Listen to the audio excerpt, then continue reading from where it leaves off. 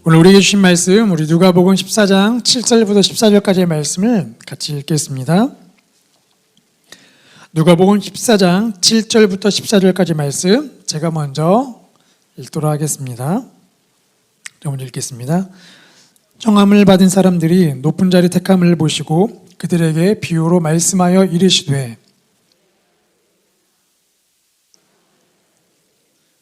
앉지 말라. 그렇지 않으면 너보다 더 높은 사람이 청함을 받은 경우에 너와 그를 청한 자가 와서 너더러 이 사람에게 자리를 내주라 하리니 그때에 내가 부끄러워 끝자리로 가게 되리라.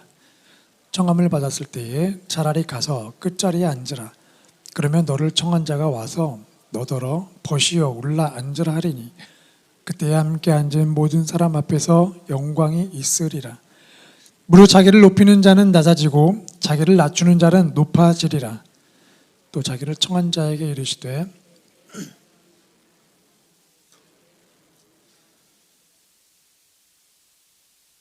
청하지 말라.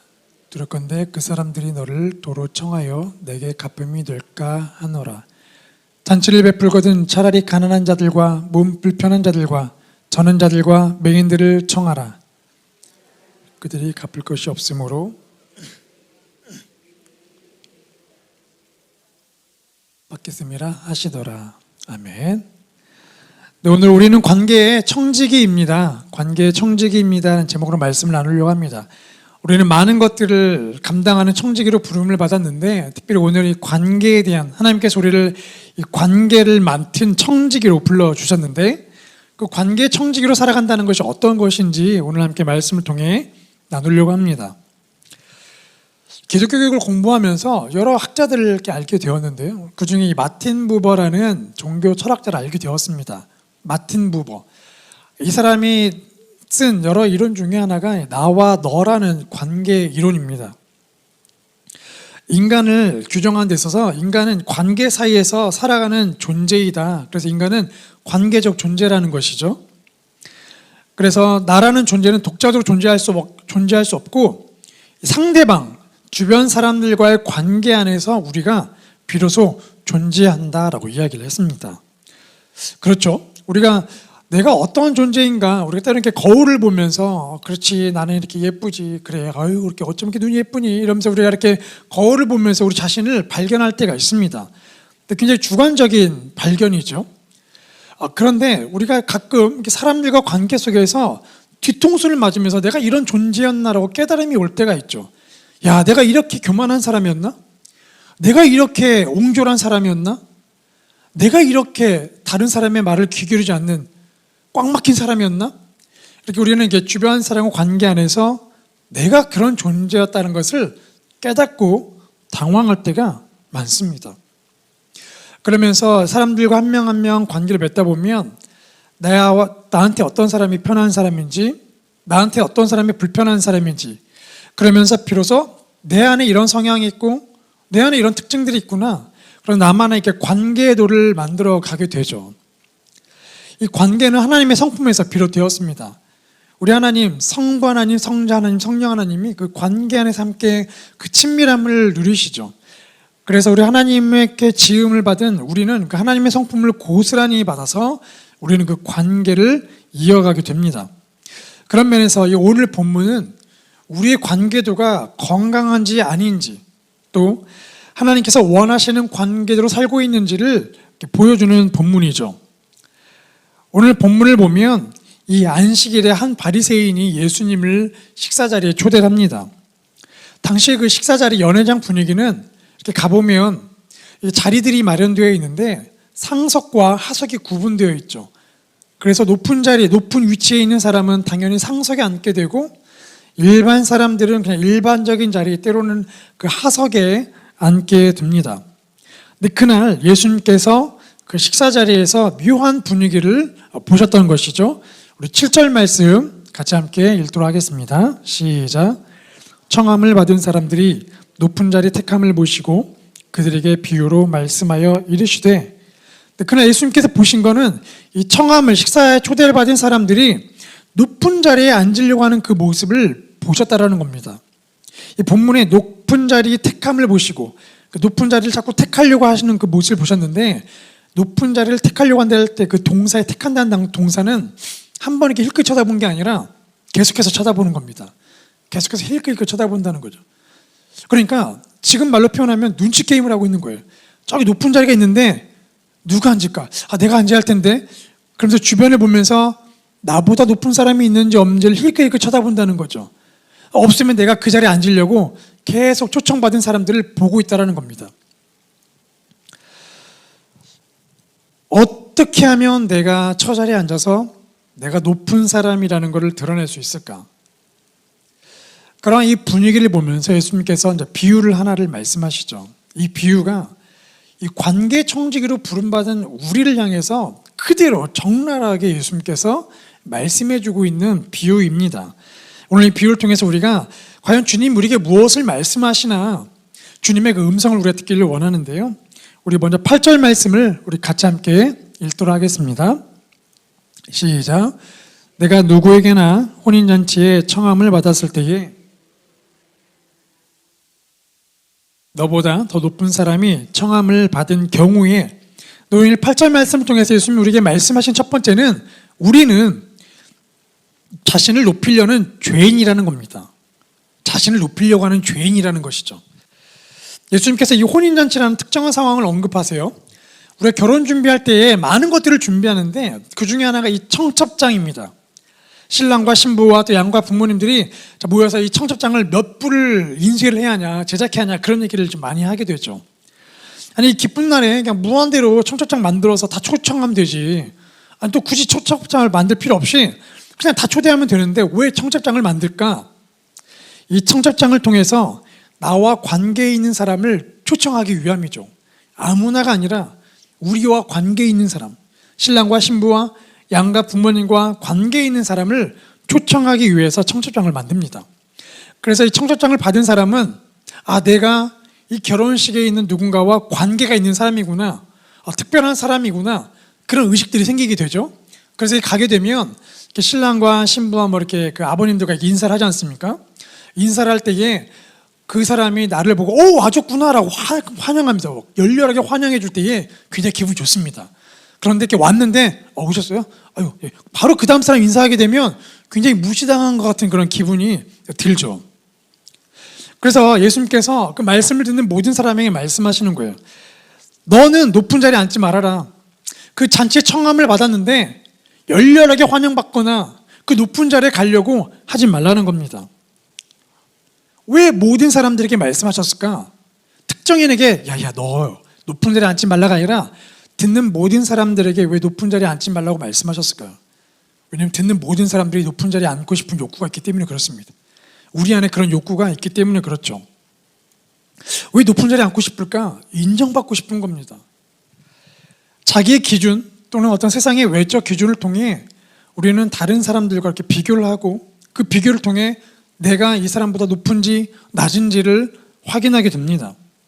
만약 상대방이 나보다 낮은 자리에 있으면 마음이 안심이 되죠. 내가 저 높은 자리에 앉고 내가 인정받으면 되겠다.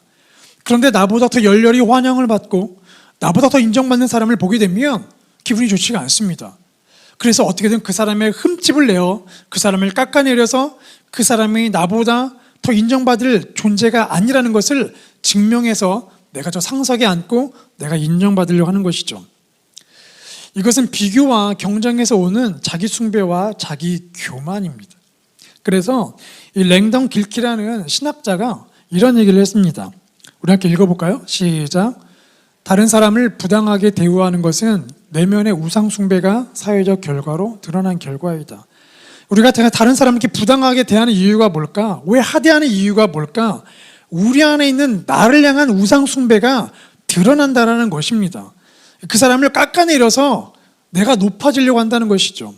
그래서 다른 사람이 우리를 무시하거나 하대하면 그래서 우리가 기분이 안 좋은 겁니다.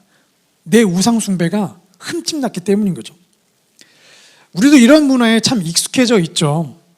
모든 사람의 특징이 다 다른데 우리는 이렇게 키, 성적 이런 어떤 하나의 기준을 통해서 또는 평균 기준, 이 평균이라는 게 참 무서운데 이 평균을 기준으로 해서 줄을 세우고 번호를 매깁니다. 그 기준과 그 평균을 통해서 비교시키고 또 비교당하면서 우리는 사회가 말하는 높고 낮음을 이렇게 배우게 되는 거죠. 자녀들을 키워보신 분은 다 아시겠지만 우리가 보통 이제 자녀들을 병원에 데려가면 신생아 때부터 쭉쭉 자랄 때에 그 키나 몸무게를 측정을 하죠. 그러고 나면 항상 의사분들이 말씀하십니다. 평균이네요. 평균보다 미달이네요. 평균 이상인데 이렇게 늘 말씀하세요. 왜 그런 얘기 하시는지 모르겠는데 근데 그 얘기를 듣고 나면 부모님 마음에 감정이 이상해집니다. 평균이라 그러면 뭐 그냥 그저 그렇죠.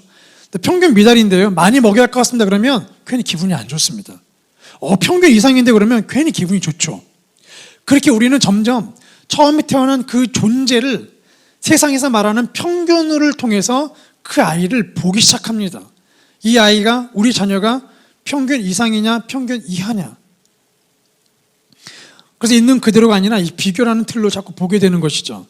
점점 나중에는 이제는 의사의 말을 듣지 않더라도 자연스럽게 다른 자녀의 집과 비교하면서 우리 자녀를 비교합니다. 성적을 통해 비교하게 되죠. 우리가 학원을 보내고 수많은 정보에 민감하게 반응하는 이유가 뭘까요? 그 비교감 속에 어느새 우리가 노출되어 오염되어 버렸기 때문이고 우리가 병들었기 때문이죠. 그래서 우리 자녀가 절대로 뒤처지면 안 된다. 적어도 평균 이상은 해야 한다. 그래서 친구 관계, 성적 관리, 앞으로 가야 할 학교들 이런 것들 점점 되게 민감해지는 시작하는 거죠. 그런데 결국 우리가 그렇게 살아가면서 우리 자신을 또는 우리 자녀를 그렇게 높은 자리에 앉히고 나면 어떤 결과가 생기나 우리 9절 말씀을 같이 읽겠습니다. 시작. 너와 그를 청한 자가 와서 너더러 이 사람에게 자리를 내주라 하리니 그때에 내가 부끄러워 끝자리에 가게 되리라. 참 부끄럽죠. 그 잔치 호스트가 와서 말합니다. 당신 자리는 여기가 아니라 저 자리인데 왜 여기 상석에 앉았어? 저쪽으로 내려가시오 라고 말한다는 거죠. 얼마나 부끄러울까요? 나름 자기 기준대로 잔치 자리에 배석을 확인하고 앉았는데 정작 그 자리에 앉아야 할 기준은 자기 기준이 아니라 세상의 기준이 아니라 그 잔치에 초청한 주인의 기준에 따라서 결정된다는 것입니다. 그러니까 우리가 이 세상 기준으로 아무리 우리를 평가하고 우리의 자신의 위치를 정한다 할지라도 우리 자녀의 위치를 정한다 할지라도 정작 우리가 죽고 나면 하나님 앞에 서는 그날 그 모든 기준은 사라지게 되고 하나님의 기준으로 결정된다는 겁니다. 그 기준을 통해 천국으로 갈지 지옥에 갈지 결정된다는 거죠. 그러니 이 세상에서 아무리 우리가 그런 기준으로 살아봤자 헛된 몸부림이고 헛된 노력이라는 것을 예수님이 말씀하시는 겁니다. 11절의 말씀, 그 처참한 결과가 임한다는 것이죠. 함께 읽겠습니다. 시작. 무릇 자기를 높이는 자는 낮아지고 자기를 낮추는 자는 높아지리라. 얼마나 처참한 결과입니까? 그래서 예수님께서 우리에게 말씀하시죠. 10절 말씀을 같이 읽겠습니다. 시작. 청함을 받았을 때에 차라리 가서 끝자리에 앉으라. 그러면 너를 청한 자가 와서 너더러 벗이어 올라 앉으라 하리니 그때에 함께 앉은 모든 사람 앞에서 영광이 있으리라. 그래서 예수님께서 우리에게 말씀하시는 건 우리는 이 자신을 높이는 죄인인데 그런 죄인이 모두 살라는 것이 아니라 상대방을 높이는 관계의 청지기로 살아가라는 것입니다. 우리가 끝자리에 앉는다는 게 뭘까요? 자신을 낮춘다는 게 뭘까요? 열등감을 가지고 고개를 푹 숙이며 살아가는 그런 삶을 말하는 게 아니죠. 열등감은 겸손을 가정한 교만이죠. 사단이 정말 자주 사용하는 방법이고 우리가 정말 쉽게 넘어가는 방법들입니다. 자신을 낮춘다는 건 그런 열등감을 갖고 살라는 게 아니라 상대방을 높이라는 거죠. 자신을 깎아내리라는 게 아니라 상대방을 높이라는 겁니다. 예수님께서 유일하게 자의적으로 무릎을 꿇으신 적이 한 번 있는데 그것은 바로 유월절 식사, 마지막 식사를 하시고 제자들의 발을 씻기실 때입니다. 제자들 발을 씻기실 때에 아이고 제자들이여 나는 당신들의 종입니다. 예수님께서 자신을 깎아내리지 않습니다. 오히려 제자들을 높이죠. 그리고 발을 씻깁니다. 우리 고등부에서 이번 수련회 때 마지막 날 이제 세족식을 했는데 이제 선생님들이 자기 학생들을 이제 발을 씻기시는 거예요. 이렇게 발을 씻기다 보니까 뭐 신앙에 있는 친구들, 신앙이 없는 친구들 간에 똑같은 반응입니다. 어떤 친구들은 울죠. 아마 선생님의 그 사랑을 받았던 경험이 있던 친구들이기 때문에 울겠죠. 그런데 또 신앙이 있든 없든 똑같은 반응, 다 안절부절합니다. 뭐 어찌할 바를 모릅니다. 왜냐하면 선생님이 자기 앞에 무릎을 꿇고 발을 씻기니까 막 어찌할 바를 몰라. 그래서 이 세족식 전에 교육을 분명히 시켰음에도 불구하고 또 딱 자기 순서 되면 어찌할지 안절부절을 못합니다. 왜냐하면 선생님이 자기를 높이기 위해 이 무릎을 꿇었기 때문에 그렇죠. 예수님의 제자로 부름받은 우리가 감당해야 할 것이 바로 이 관계의 청직입니다. 예수님처럼 자신을 낮추고 상대방을 높이는 것, 우리가 부름받은 자리이죠. 그래서 이 나의 것, 내 자격, 어떤 내가 받아야 할 대우를 먼저 생각하는 것이 아니라 내가 만나는 상대방, 내 앞에 있는 그 상대방이 받아야 할 자격, 그 사람이 받아야 할 대우를 먼저 생각하고 그 사람을 높이는 것. 내 앞에 있는 자녀가 받아야 할 그 대우, 받아야 할 사랑을 먼저 생각하고 그것을 베푸는 것, 바로 이것이 관계의 청지기로 살아가는 우리가 살아가야 할 모습이라는 것이죠. 또 예수님께서 또 12절 말씀을 하십니다. 우리 같이 12절 말씀 읽겠습니다. 시작. 자기를 청한 자에게 이르시되 내가 점심이나 저녁이나 베풀거든 벗이나 형제나 친척이나 부한 이웃을 청하지 말라. 두렵건대 그 사람들이 너를 도로 청하여 내게 갚음이 될까 하노라. 예수님께서 또 우리에게 말씀하신 우리의 모습, 세 번째 모습은 우리는 섬김만 받으려고 하는 죄인의 모습이라는 것입니다. 처음에는 예수님께서 초청받은 사람들, 모든 사람들에게 말씀하셨는데 이번에는 그 잔치를 청한 주인에게 말씀하세요. 그러면서 식사 자리를 언급하십니다. 네가 점심이나 저녁이나 식사 자리를 만들 때에 식사 자리를 언급하시는데 왜 하필 식사 자리를 언급하실까? 이 식사는 관계가 형성되는 공간이기 때문에 그렇죠. 우리가 이렇게 먹고 마시면서 긴장이 풀어집니다. 또 먹고 마시고 대화하면서 닫혔던 관계가 열리고 어색한 관계가 부드러워지기 시작하죠. 그래서 중요한 모임일수록, 중요한 일일수록 좋은 식당, 좋은 분위기 있는 식당, 맛있는 식사를 주는 식당들을 고르죠. 그래서 데이트할 때, 뭐 상견례할 때, 어떤 거래를 할 때에 그런 좋은 식당, 좋은 식사 자리를 찾아갑니다. 그때 이 식사를 초청한 주인에게 말씀하시죠. 하지 말아야 할 걸 말씀하시는데 바로 네가 그 식사 자리에 초대하지 말아야 할 명단을 말씀하세요. 너는 그 식사 자리에 이런 사람 초대하지 말아라. 첫 번째 부류, 친구나 형제나 친척을 초대하지 말아라. 이 사람들은 주인이 편하게 생각하는 사람들입니다. 편하게 초청할 수 있는 사람들이죠. 또 두 번째, 부자 이웃들을 초청하지 말아라. 우리가 보통 이제 행사를 하면 귀빈을 초청하죠. 왜냐하면 그 귀빈들이 와야 그 자리가 빛나기 때문입니다. 그래서 가급적이면 사회적으로 높은 사람을 어떻게든 그 자리에 모셔서 의자를 설치하고 그 상석에 앉혀서 여기 온 사람들로 알고 어머, 야 저런 분이 여기 오셨어? 야 이 자리가 엄청난 자리구나. 그렇게 그 자리를 빛내기 위함이죠. 즉 이 부자 이웃들은 주인을 유익하게 하는, 주인을 빛나게 하는 사람들입니다. 근데 예수님께서 말씀하시기를 이렇게 너 중심에 편하고 너를 유익하게 하고 빛나게 하는 사람들을 초청하지 말아라. 왜냐하면 그들이 네가 초대한 그 식사에 대해서 그 섬김과 은혜를 되갚을까 두렵기 때문이다. 되갚을까 두렵기 때문이다. 편안한 사람은 아마도 식사에 초대를 받으면 식사를 하면서 식사한 그 초대한 주인에게 편안함으로 보답할 겁니다. 그 편안함, 또 어떤 그 위로를 통해서 그 주인을 위로하고 보답하겠죠. 또 부자 이웃들을 초청하게 되면 그 부자 이웃들을 보면서 초청한 주인은 이런 걸 기대하겠죠. 내가 이렇게 섬김했으니까 저 사람이 또 언젠가 날 식사에 초대하겠지? 그 섬김에 대한 기대를 하게 됩니다.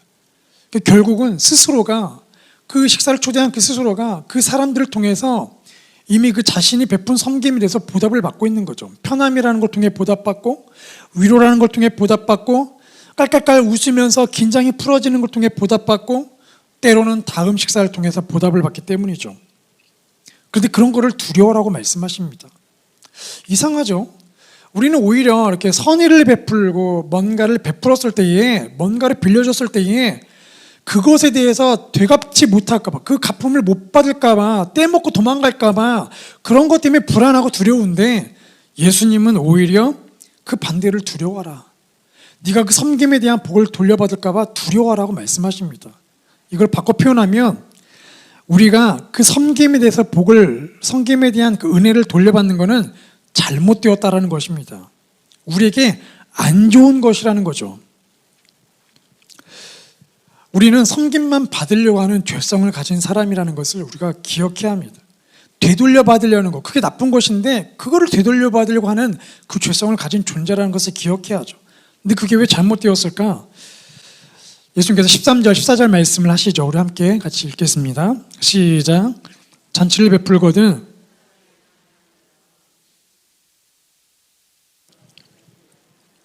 저는 자들과 맹인들을 청하라.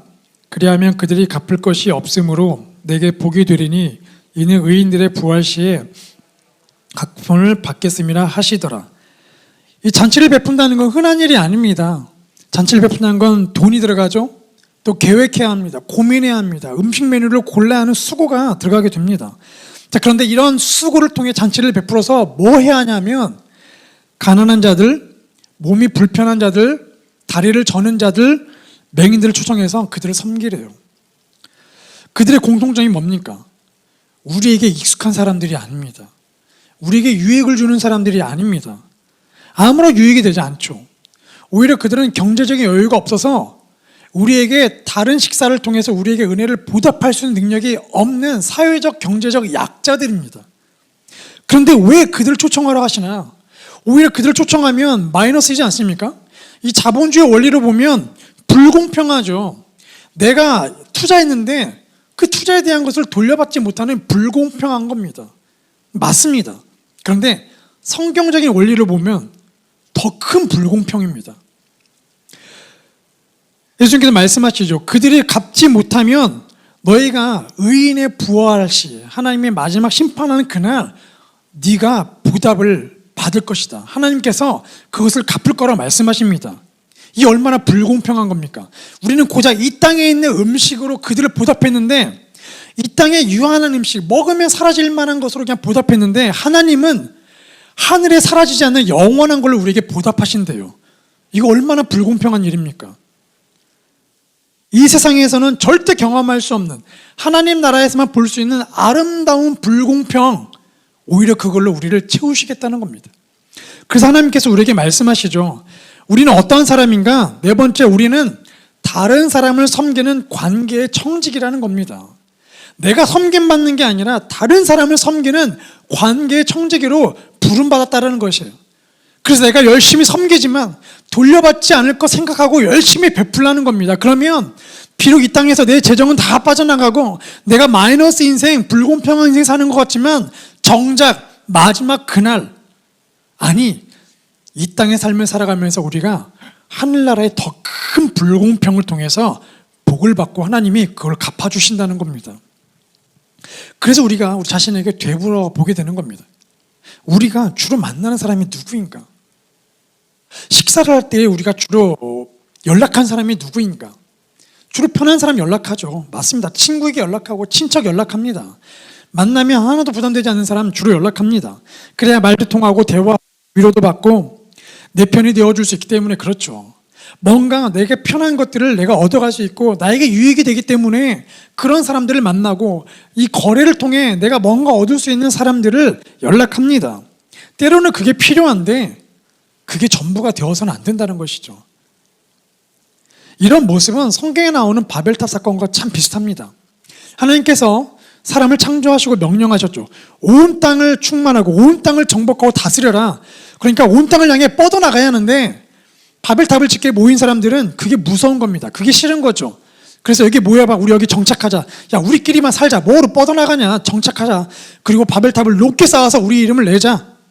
편한 사람끼리 모이면, 유익한 사람끼리 모이면 높은 탑 쌓는 거 빠르게 지을 수 있습니다. 의견이 모아지니까요. 편하죠. 좋습니다. 그런데 하나님께서 그 바벨탑을 통해서 그 관계를 깨트려 버리시죠. 흩어지게 하십니다. 마찬가지입니다. 우리도 관계를 확장하며 사람들을 섬기라는 이 청지기직을 받았는데 오히려 우리는 우리에게 편한 사람, 익숙한 관계 안에서만 이렇게 모여서 삽니다. 좁은 상태로 살아가게 되죠. 그래서 불편한 사람이 오게 되면 좀 싫죠. 우리가 편하지 않지만 싫습니다. 불편합니다. 그래서 점점 더 우리의 관계는 위축되어 가죠. 바벨탑을 쌓는 것처럼 우리끼리만 모여 살자라고 살아갑니다. 그런데 그 관계는 결국 하나님께서 깨트리신다는 겁니다. 예수님께서 이 땅에 오셨잖아요. 우리 그 예수님을 보면 그 예수님이 이 땅에 오셔서 수많은 사람들을 섬겼는데 누구인가? 부자인가? 이 땅에 사회적 지위가 높은 사람, 종교 지도자들인가? 그렇지 않습니다. 오히려 사회적인 약자들, 병자, 약자, 소외된 사람들, 아무도 관심받지 않는 사람들입니다. 다 예수님을 따라올 수 있는 멀쩡한 사람들이 아니라 예수님을 따라오지 못해서 저 멀리서 큰 소리 외치고 있는 그런 사람들을 예수님이 오히려 찾아가서 만나시는 거죠. 12제자도 보면 12제자들 얼마나 능력 있는 사람들입니까? 아니죠. 능력이 없습니다. 교만하고 서로 싸우고 서로 잘난 척하고 심지어 예수님 배신하려고 기회를 엿보는 그 사람들, 자기들 목숨이 위태로울 때는 도망가 버리는 사람들. 그럼에도 불구하고 예수님은 그들을 끊임없이 초청하시죠. 그들을 섬기십니다. 그들이 더 큰 하나님 나라의 일꾼이 되도록 그들을 계속 양육하세요. 계속 인내하고 가르치십니다. 함께 먹고 주무시죠. 마지막 날 다 도망갔는데도 불구하고 다시 또 부활하셔서 또 제자를 찾아가십니다. 또 그들을 초청하십니다. 죄로 죽을 수밖에 없는 우리를, 그 목숨을 내어주고 우리를 구원하신 십자가 사건이 바로 그 예수님이 우리에게 보여주신 그 섬김의 모습이죠. 신이 인간을 위해 죽는 거 어디도 나오지 않는 아름다운 이야기입니다. 큰 섬김의 이야기죠. 그 사랑을 우리가 받고 있습니다. 그래서 이 하나님과 원수였던 관계를 하나님의 자녀라는 관계로 회복시키신 주님께서 이제 우리를 그런 관계의 청지기로 다시 불러주십니다. 관계 회복을 경험한 우리들이 또 다른 회복되지 못한 관계를 찾아가서 그 관계를 회복시키는 역할을 감당하라는 것이죠. 관계 청지기로 살아가는 우리들을 어떻게 살아가야 할 것인가? 요즘 흔히 말하는 MBTI처럼 하나님은 아이고 너 내향적이구나. 그래 그럼 너랑 편한 사람만 살아. 너는 외향적이야. 그럼 너는 관계만 마음대로 넓혀가라. 이런 말씀하지 않습니다. 성격이 뇌향적이든 성격이 외향적이든 그런 거 전혀 상관없이 관계의 청지기로 살아가라라고 말씀하십니다. 그 사람이 1명이든 그 사람이 10명이든 인원수에 상관없이 관계의 청지기로 살아가라. 이제 우리의 눈을 들어보면 우리의 섬김이 필요한 사람이 누구일까요? 우리의 자녀를 볼 때에, 또 함께 살아가는 남편, 이 가족들을 볼 때에 우리는 어떠한 청지기직을 감당해야 할까요? 이 원수 같은 우리의 가족들, 껄끄러운 시댁들, 또 이렇게 보면 하여튼 이기적으로 살아가는 우리 이웃들, 그런 사람을 볼 때에 우리는 어떠한 청지기로 살아가라고 말씀하실까요? 그렇다면 우리가 그런 껄끄럽고 불편한 사람들의 관계 속에서 관계의 청지기를 감당하기 위해 우리가 내려놔야 할 것은 또 무엇일까요? 오늘 주님께서 우리에게 숙제를 주십니다. 관계의 청지기로 살아가라. 관계를 회복시키고 관계를 확장시켜 나가는 청지기로 살아가라. 편하고 익숙한 곳에만 관계 맺지 말고 온 땅을 향해 정복하라 말씀하시면서 우리를 또 다른 불편한 관계로 보내십니다. 오늘 하나님의 사랑을 경험한 우리들이 이 관계의 청지기직을 통해서 이 땅에 오시는 주님을 보여주는 사람, 하나님과 원수되었지만 하나님과의 자녀된 관계를 회복시키는 그 놀라운 사랑을 우리 가족들, 자녀, 남편들, 시댁 식구들, 또 만나는 사람들, 그 모든 사람들에게 우리가 보여주는 우리 자매님들 삶, 축복의 통로가 되기를 축복합니다.